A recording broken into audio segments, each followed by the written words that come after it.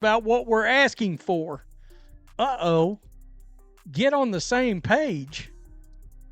My understanding, everybody was on the same page, right? Oh, that's right.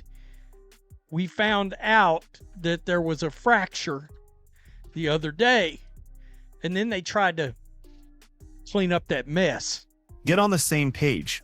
That phrase right there should terrify WNBA fans, because Breanna Stewart just confirmed what league insiders have been whispering about for weeks. The players aren't unified, and when you're negotiating against billionaire team owners who've been doing this for decades, division is exactly what kills your leverage. Why? So there wasn't a lot of money increase. There wasn't. It was like they went from a $5 million salary cap, I believe, to 5.65, something like that. Breanna Stewart said, quote, "There were some minimum standard requirements that did come into play, and that was important," Stewart added, "because that means the league heard us on some things that matter to us." So here's where we actually are. The WNBA came back with their counteroffer on Friday after 6 weeks of silence. 6 weeks. And according to Stewart, the money barely moved. They went from a $5 million salary cap to $5.65 million. That's a 13% increase, when players were expecting something closer to doubling it. But here's what did move: housing and facility standards. The league made real concessions there. One-bedroom apartments guaranteed for players on minimum salaries for the first 3 years of the new CBA.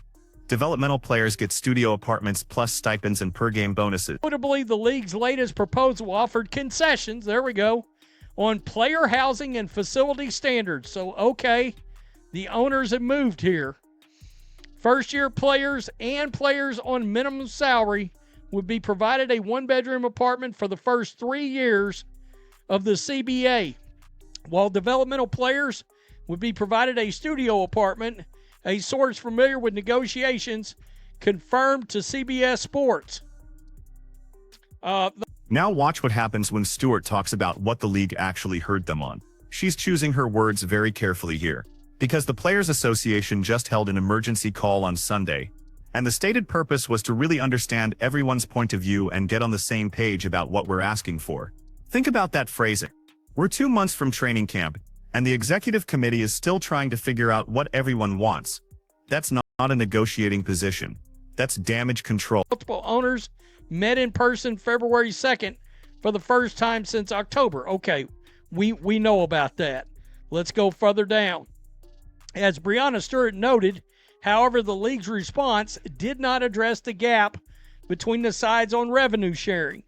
The WNBA's proposal in early December would raise the cap to $5 million and max salary to be about $1.3 million in the first year of the new deal. A source close to the situation told CBS Sports that over the course of the proposed deal, the max salary would raise to almost $2 million. We know that, and that multiple players on each team would be eligible for the max salary. Here's the fracture that nobody's talking about publicly, but everyone knows exists. There are players in this league making $70,000 who just heard the owners offer a minimum salary of $230,000. That's more than triple what they're currently earning. Then you've got max players like Stewart and Aja Wilson, who are focused on that revenue sharing percentage because that's where their real money comes from. Those are fundamentally different priorities, and the owners know it. The WNBA's December proposal would start max salaries at $1.3 million in year one, climbing to almost $2 million by the end of the deal. Multiple players per team would be eligible for max contracts. The average salary would hit $530,000. These aren't marginal increases. For most players in the league, this is life-changing money. That is the revenue remaining when the league's specified operating expenses are removed from the pot. See, the players are wanting gross revenue.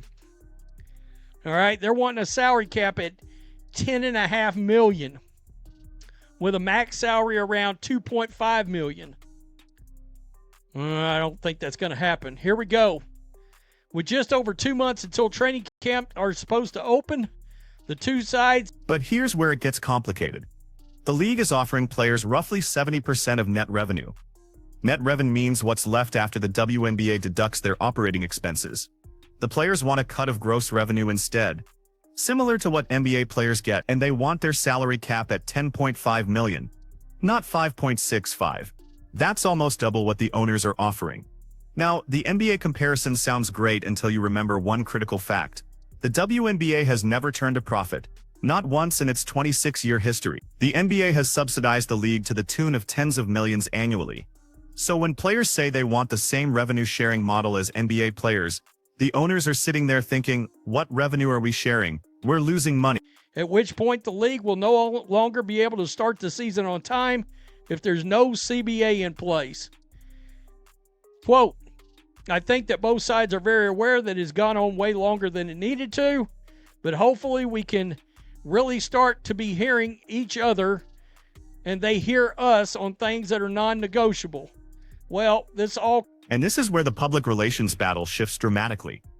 Because somebody inside the league office made a very calculated decision last week. They leaked the entire proposal to ESPN. Every detail, the salary figures, the revenue sharing percentages, the housing concessions, all of it. That wasn't an accident.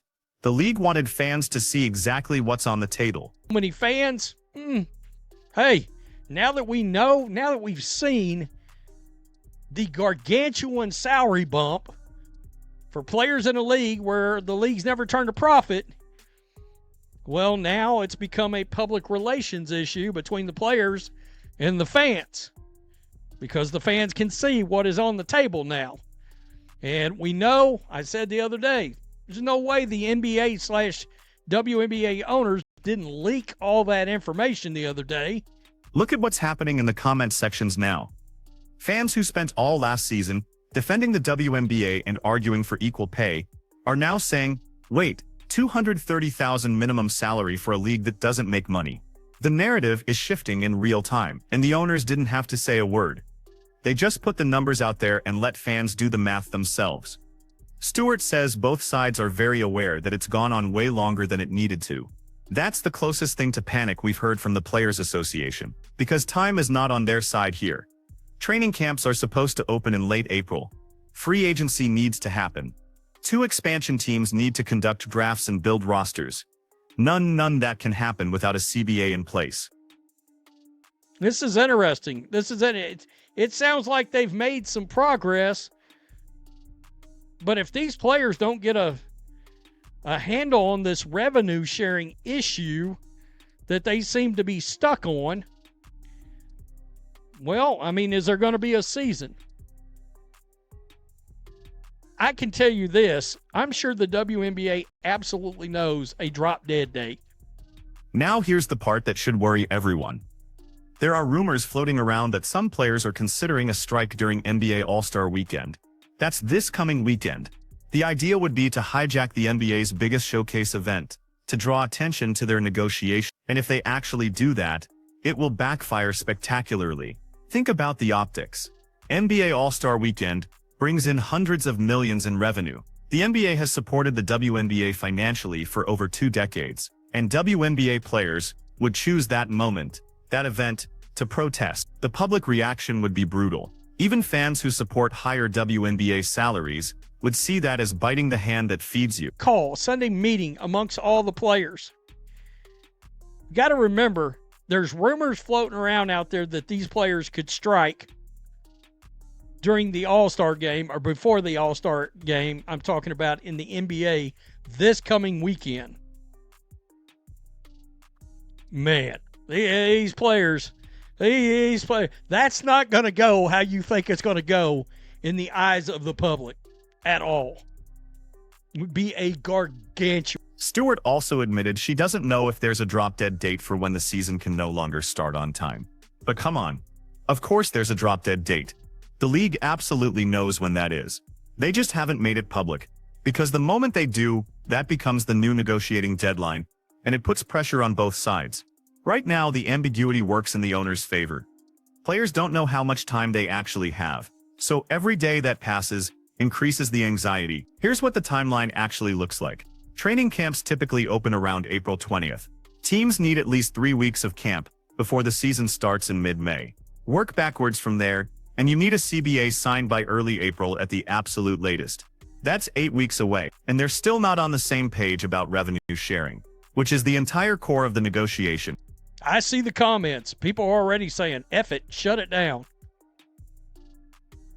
You know? Tell me what you think. Peace, I'm out. So let's talk about what happens if they don't reach a deal. Because that's becoming a real possibility that nobody wants to say out loud. The owners could lock the players out. Just cancel the season. They've got the NBA revenue to absorb the loss. The players don't have that luxury. Most WNBA players rely on overseas contracts to make their real money. And those contracts are already signed for this year. If the WNBA season gets canceled, players lose that income with no backup plan. Or the players could strike, refuse to play under the old CBA term. But here's the problem with that strategy. Public sentiment is already shifting against them. When fans see that the league is offering minimum salaries of $230,000 for a league that loses money, and players are holding out for more, the sympathy evaporates. You can already see it happening in real time on social media. The smart play for the players would be to take this deal, lock in the massive salary increases, get the housing guarantees, secure the facility standard, then negotiate again in 3 or 4 years when the league hopefully has better revenue numbers to point to. But that requires the Players Association to actually be unified, which brings us back to that Sunday emergency call. Stewart said the executive committee needed to really understand everyone's point of view and get on the same page. Translation: some players want to take the deal, and some players want to hold out for more. The max salary players have different incentives than the minimum salary player. The veterans have different concerns than the rookies. And the owners are sitting back watching this fracture widen, knowing that time is working in their favor. Here's the other factor nobody's mentioning: Caitlin Clark's impact on league revenue. The WNBA saw massive ratings increases last season, primarily driven by Clark's games. Indiana Fever games averaged over 1 million viewers. That's unprecedented for the WNBA. But here's the thing, that's one season of data. The owners don't know if that's sustainable or if it was just rookie year hype. They're not going to commit to a revenue sharing model based on one anomalous season, especially when they can't be sure those numbers will repeat. The players are betting that the Clark effect is permanent, that the league has turned a corner on popularity and revenue. The owners are betting it's a temporary spike, and neither side has enough data to prove their case definitively, so they're stuck. What makes this particularly frustrating is that both sides actually want the same thing: a sustainable, profitable WNBA that pays players well, but they can't agree on how to get there. The owners want to see consistent revenue growth before committing to higher salary cap. The players want the higher salary caps now, betting that investment in player salaries will drive more fan interest and revenue. It's a chicken and egg problem, and neither side wants to go first. Meanwhile, the clock is ticking. Every day without a deal is another day closer to missing the season start. Every day is another day for that Players Association fracture to widen. Every day is another day for public sentiment to shift further toward the owner's position. Stewart's right that this has gone on way longer than it needed to. But saying that out loud doesn't speed up the process. It just confirms what everyone already knows. They're running out of time, they're not unified, and the owners have all the leverage. So here's the question you need to answer. If you're a WNBA player right now, do you take this deal or do you hold out? Because this might be the best offer you're going to get. The owners have made real concessions on housing and facility. They've offered massive salary increases across the board. They've structured a revenue sharing model that gives players 70% of net revenue. Is it everything the players wanted? No. But is it enough to build on? That's the bet. If they reject this and hold out for gross revenue sharing at higher percentages, they're gambling that the owners will blink first. But what if they don't? What if the owners just say, fine, no season this year, we'll negotiate again next year when you're more desperate? The players have way more to lose in that scenario, and the owners know it. What do you think happens here? Do the players take the deal, or do we actually see a canceled season? Drop your prediction in the comments because this is about to get very interesting very fast.